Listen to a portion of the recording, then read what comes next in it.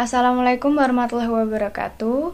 Saya Nisa Asulakfiah dengan NIM akhir 0025.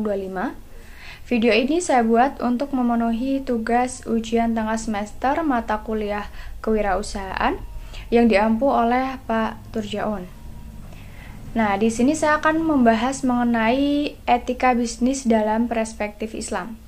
Yang pertama, saya akan menjelaskan mengenai pengertian etika. Etika adalah bagian dari filsafat yang membahas secara rasional dan kritis tentang nilai, norma, atau moralitas. Nah, dengan demikian, moral berbeda dengan etika.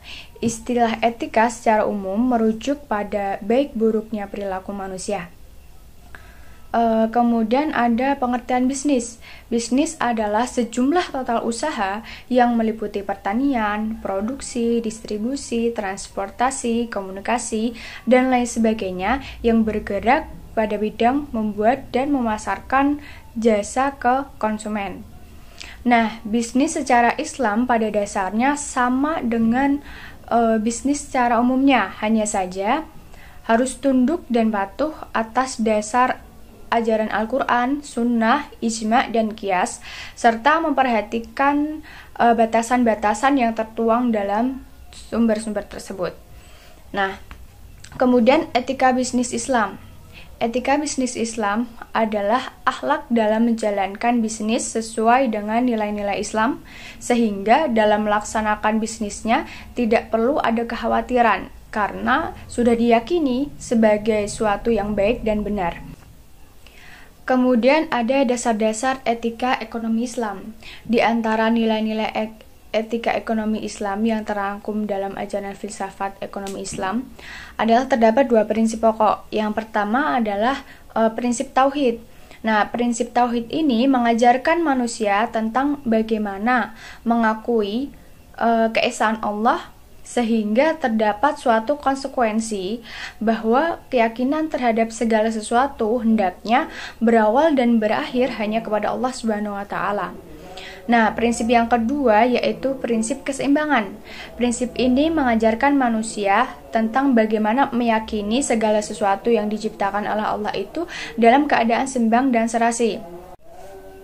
Nah, prinsip ini menuntut manusia bukan saja hidup seimbang, serasi, dan selaras hanya dengan dirinya sendiri, tetapi juga menuntut manusia untuk mengimplementasikan ketiga aspek tersebut dalam kehidupan.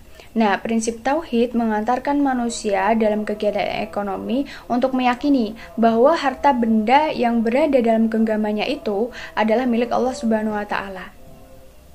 Kemudian keberhasilan pengusaha itu bukan hanya disebabkan oleh usahanya sendiri, tetapi terdapat partisipasi orang lain. Tauhid juga mengajarkan dalam menghasilkan keyakinan kepada manusia bagi kesatuan dunia dan akhirat. Nah, yang terakhir saya akan menjelaskan mengenai fungsi etika bisnis Islam.